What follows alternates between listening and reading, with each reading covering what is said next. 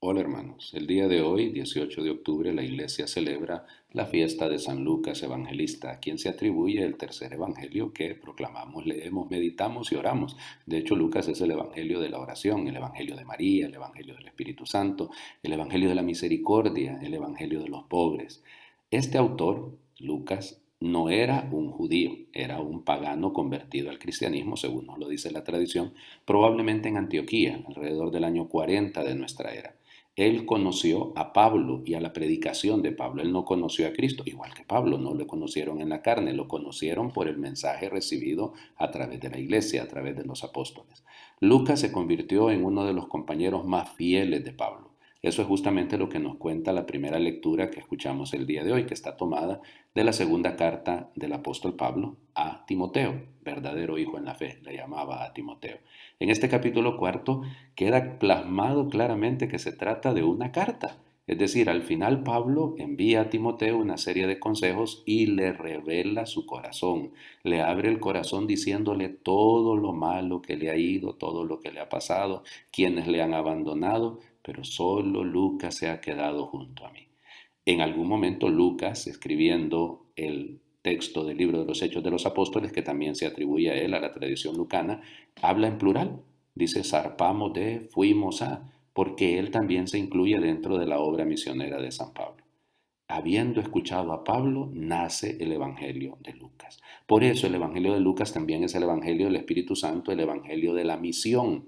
Por eso Pablo era un misionero nato y Lucas aprendió de él esto. El texto que leemos hoy como Evangelio está tomado del capítulo 10 del Evangelio de Lucas. Y es un texto que lógico, por eso lo pone la iglesia. Lucas no conoció al Señor Jesús, tampoco Pablo. Pueden ser considerados de esos discípulos enviados a evangelizar.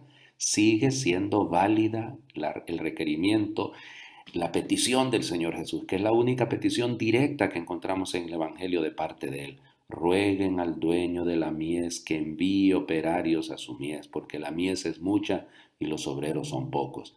La necesidad sigue existiendo. Necesitamos personas comprometidas, muchas y santas, porque la santidad es el primer camino de la evangelización, según diría San Juan Pablo II. El Beato Pablo VI decía, el testimonio es el primer camino de la evangelización. ¿Y qué es lo que debemos testimoniar?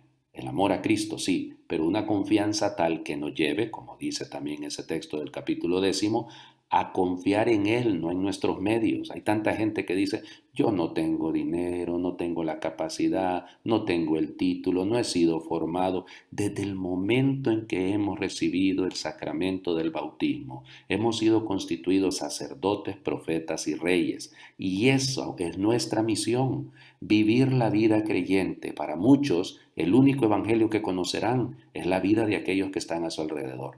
Por eso tenemos que ser una página abierta, transparente de la misericordia de Dios, seguros de que el Señor no nos dejará jamás. Él no nos engaña. Miren que los envío como ovejas en medio de lobos. Claro, hay muchísimos obstáculos, hay muchos retos que enfrentar, pero no estamos solos. Por eso estamos llamados no a confiar en nuestros medios, sino a confiar en Dios. No lleven ni alforja, ni sandalias, ni dinero. Sean agentes de paz. Cuando lleguen a una casa, deseen la paz. Por ahí podría ser el inicio de la verdadera evangelización, que cada uno de nosotros sea un agente de paz. Lucas fue testigo hasta el final. Según la tradición, fue martirizado en Acaya cuando ya tenía 84 años de edad junto a San Andrés.